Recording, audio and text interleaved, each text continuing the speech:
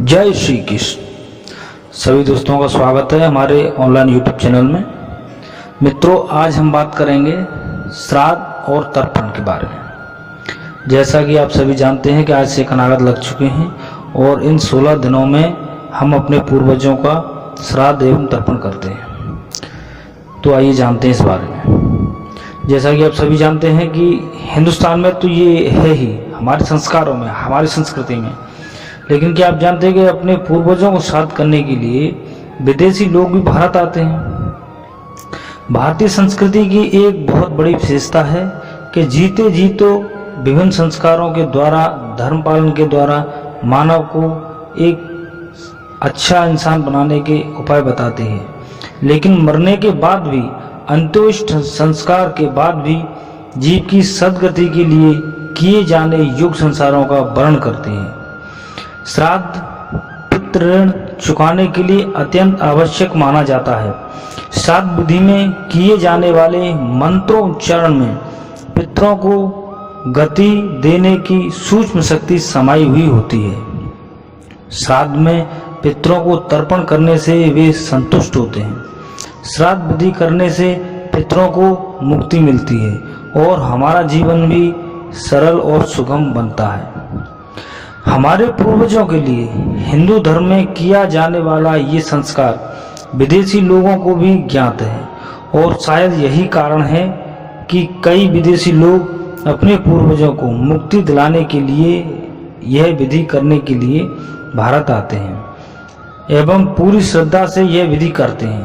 पिछले साल यह विधि करने के लिए रूस की नताशा सुप्रभम नोवाओ सर्गे और एक तना ने धर्म नगरी गया आकर अपने पूर्वजों की आत्मा की शांति के लिए पिंडदान किया था।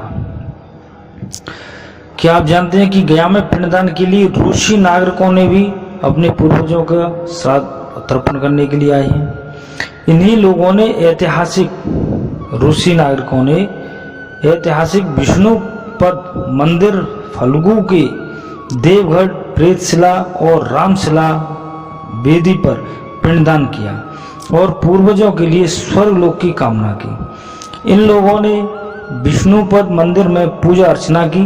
मीडिया से बात करते हुए इन लोगों ने कहा कि सनातन धर्म के बारे में हमने पढ़ा था, जिसमें पिंडदान को काफी महत्वपूर्ण माना गया है और इस परंपरा के भारतीय वेशभूषा में संपन्न करने के उनकी आकांक्षा आज पूरी हुई है।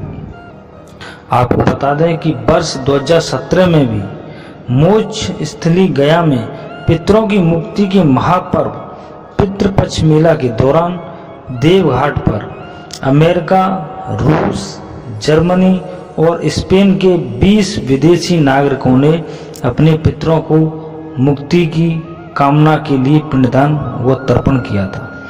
एक जर्मनी की इवगेनिया ने कहा था कि भारत धर्म और अध्यात्म की धरती है। गया आकर मुझे आंतरिक शांति की अनुभूति हो रही है। मैं यहाँ अपने पूर्वजों की आत्मा की शांति के लिए पिंडदान करने आई हूँ। इन विदेशियों को हिंदू धर्म के अनुसार आचरण करते देख हिंदू धर्म की महानता हमारे ध्यान में और आती है। माता पिता तथा अन्य निकट संबंधियों की मृत्यु उपरांत की यात्रा सुखमय एवं कलेश रहित हो तथा उन्हें सद्गति मिले, इस हेतु किए जाने वाला संस्कार ही श्राद्ध है। श्राद्ध विधि करने से पितरों की कष्ट से मुक्ति होती है और हमारा जीवन भी सरल और सुगम बनता है एवं मृत्यु के बाद जीवात्मा को उत्तम, मध्यम एवं कनिष्ठ कर्म अनुसार स्वर्ग नरकों स्थान मिलता है। पाप पुण्य क्षीण होने पर वह पुनः मृत्यु लोक यानी पृथ्वी में आता है। स्वर्ग में जाना यह पितृयान मार्ग है एवं जन्म मरण के बंधन से मुक्त होना यही देवयान मार्ग है। पितृयान मार्ग से जाने वाले जीव पितृलोक से होकर चंद्रलोक में जाते हैं तथा चंद्रलोक में अमृतनान का सेवन करके निर्वाह करते हैं। यह अमृतनान कृष्ण पक्ष में चंद्र की कलाओं के साथ क्षीण होता रहता है। अतः कृष्ण पक्ष में वंशजों को उनके लिए आहार पहुंचाना चाहिए। इसलिए श्राद्ध एवं पिंडदान की व्यवस्था की गई है। शास्त्रों में आता है कि अमावस के दिन तो पितृतर्पण अवश्य करना चाहिए।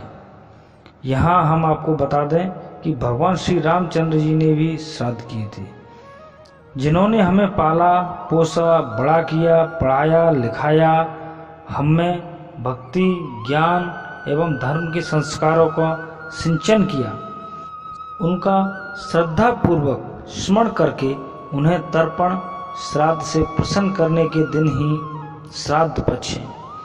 इस दिनों में पितृऋण से मुक्त होने के लिए हमें श्राद्ध अवश्य करना चाहिए। जय श्री कृष्ण।